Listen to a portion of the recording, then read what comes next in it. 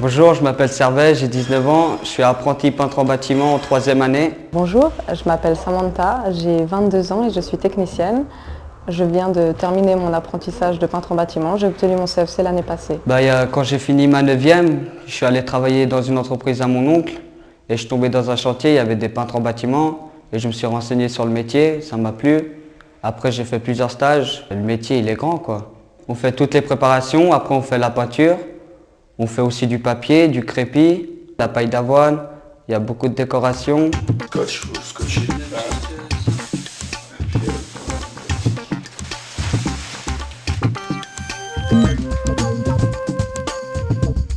Et la protection c'est super important aussi. Le plus important dans tout ce qui est peinture, c'est quand même la préparation.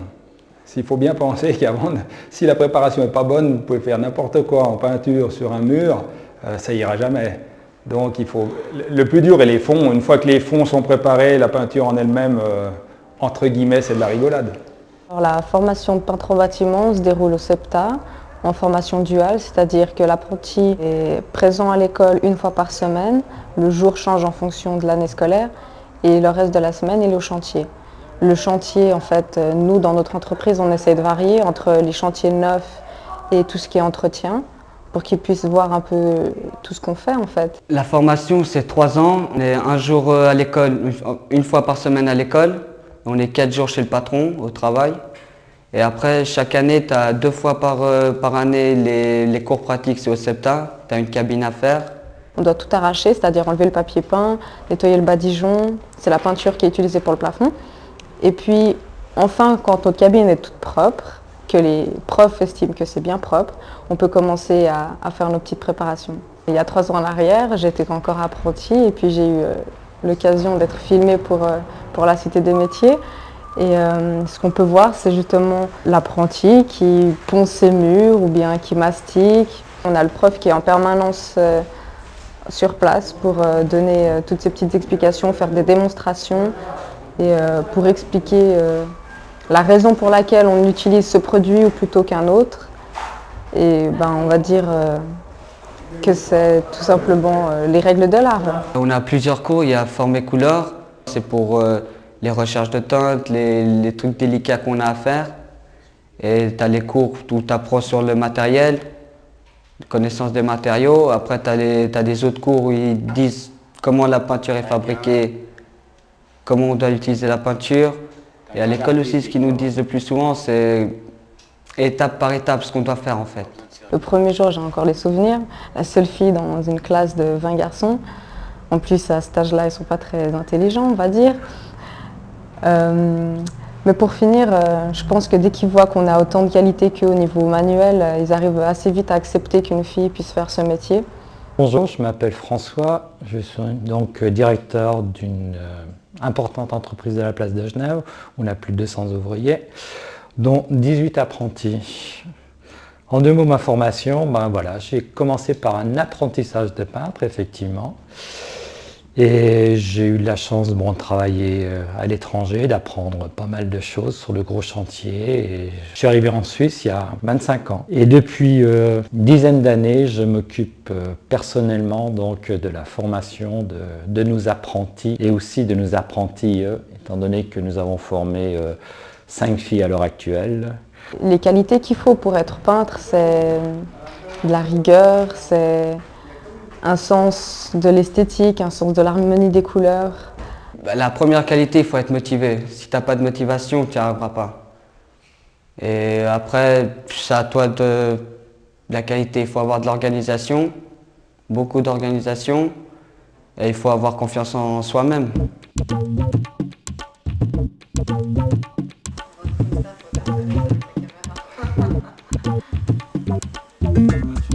En 3e année, on a un examen théorique qui reprend tout ce qu'on a fait durant les 3 ans. C'est en QCM, on appelle ça, un questionnaire à multiples choix. Et en pratique, c'est comme les cours pratiques, sauf que ça se déroule sur 3 jours, 2 jours et demi exactement. Les experts suivent le déroulement et notent les travaux pratiques effectués. Pour être peintre au bâtiment, moi quand j'ai commencé, j'avais pas les qualités pour faire, mais c'est en allant au travail que je vous ai dit, il faut avoir la motivation, se lever tôt le matin, et heureusement on finit pas trop tard le soir. Tant que tu as la motivation, après le reste, tu apprends tout avec le temps. Avec le CFC, tu as plusieurs portes qui s'ouvrent, tu as des autres formations après le CFC, tu peux continuer sur la déco si tu aimes la décoration, tu peux être spécialisé pour le papier, tu peux continuer l'école pour faire contremaître, technicien ou aller jusqu'à la maîtrise. Le CFC, ça ouvre beaucoup de portes. Tu peux ouvrir une petite boîte à ton compte. Le CFC, c'est ça, quoi. Je vais dire, je suis l'exemple vivant effectivement que le travail manuel, ça paye. Pourquoi? Parce qu'on reste dans des métiers où on peut évoluer. Vous pouvez commencer par un CFC de peintre. Après, vous pouvez continuer dans une formation professionnelle, bien entendu, pour passer contremaître, chef d'équipe contremaître, et pourquoi pas, pour certains d'entre eux, par la suite, une maîtrise qui leur permettra effectivement d'un jour de devenir entrepreneur. Mon projet de maîtrise fédérale, en fait, c'est une formation qui se déroule sur 4 ans à Tolocna. Tout d'abord, c'est un module de chef d'équipe. Après, il y a le module de contremaître, technicienne. Et après, maîtrise fédérale pour être prof ou expert. Ce qu'il faut, c'est qu'effectivement, il ait envie, qu'il aime les couleurs, qu'il aime l'application, qu'il aime les rapports humains, parce que on est tout de même, nous, on a très peu de matériaux. On travaille avec nos mains. Puis nous, on est vraiment le dernier corps de métier normalement à passer, c'est-à-dire on effectue les travaux de finition. On rend une âme à la bâtisse. Dans tous les pays, vous avez des peintres, et c'est sûr que les produits sont différents, mais le métier est le même, et on peut travailler partout. C'est ce qui est intéressant pour ça. Un apprenti, pour moi, c'est l'évolution d'une entreprise.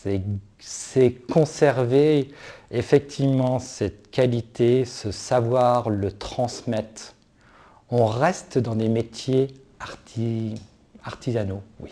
Franchement, à 15 ans, j'arrivais pas à m'imaginer déjà ce que je pourrais faire plus tard. Donc, je suis très heureuse aujourd'hui d'avoir trouvé ma voie et je remercie les gens qui m'épaulent aujourd'hui et de m'apprendre tout ce que je sais. Et ce qu'il y a de beau aussi dans ce métier, c'est qu'il y a une égalité entre les deux sexes au niveau, donc, la rémunération. Une femme peintre touchera exactement le même tarif, aura le même salaire qu'un homme. Et je trouve que là, il y a une évolution terrible dans notre métier.